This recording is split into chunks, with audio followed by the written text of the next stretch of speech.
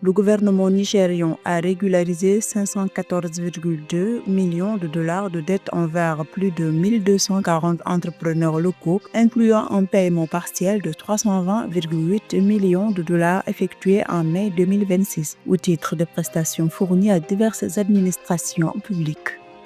Les finances publiques du Sénégal ont enregistré un net repli en mars 2026 avec des recettes de l'État établies à 317,6 milliards de francs CFA. Ce volume est en baisse de 27,4% par rapport au mois précédent selon les données officielles.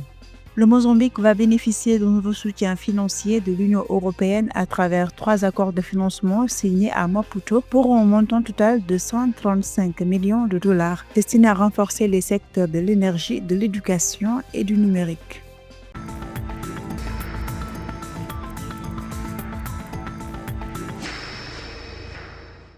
L'économie nigériane bénéficie d'un soutien financier majeur. Le gouvernement a débloqué 700 milliards de naira, soit environ 512,2 millions de dollars, pour solder ses dettes auprès de plus de 1240 entrepreneurs locaux. Ce versement, qui intègre un règlement partiel de 320,8 millions de dollars effectué en mai 2026, concerne des factures liées à des prestations réalisées pour le compte de diverses administrations publiques.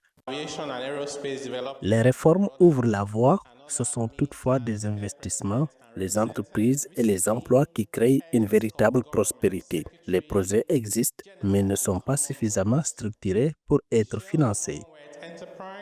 Cette initiative, qui privilégie les créanciers dont les factures vérifiées s'élèvent à 65 000 dollars ou moins, vise en priorité à soulager la trésorerie des petites et moyennes entreprises durement éprouvées par les délais de paiement de l'État. En injectant ces fonds, le gouvernement permet à ces structures de relancer leur chantier, d'honorer leurs engagements salariaux et commerciaux et de dynamiser l'activité économique nationale.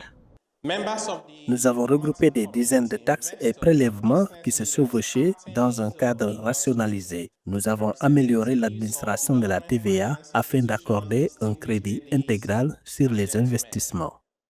Cette action s'inscrit dans la continuité de la stratégie déployée en janvier 2026 où 320 millions de dollars avaient été mobilisés pour éponger les dettes du secteur énergétique et témoigne de la volonté des autorités nigérianes de stabiliser les secteurs clés, de rassurer les investisseurs et de renforcer la crédibilité financière du pays.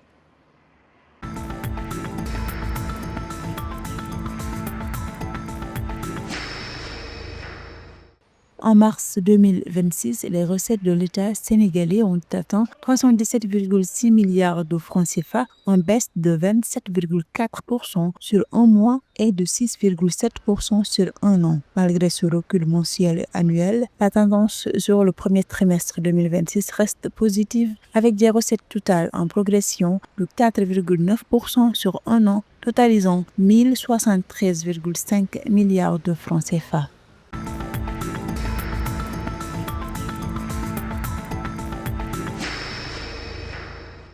Dans le cadre de son partenariat avec le Mozambique, l'Union européenne a signé mardi 9 juin à Maputo 3 accords de financement d'un montant global d'environ 135 millions de dollars destinés à des projets dans l'énergie, l'éducation et le numérique. Ces ressources se répartissent entre un projet de renforcement de la résilience et de l'accès à l'énergie pour 46 millions de dollars, une initiative de soutien au secteur de l'éducation de 57 millions de dollars et un programme visant à développer des services numériques inclusifs et accessibles de 32 millions de dollars.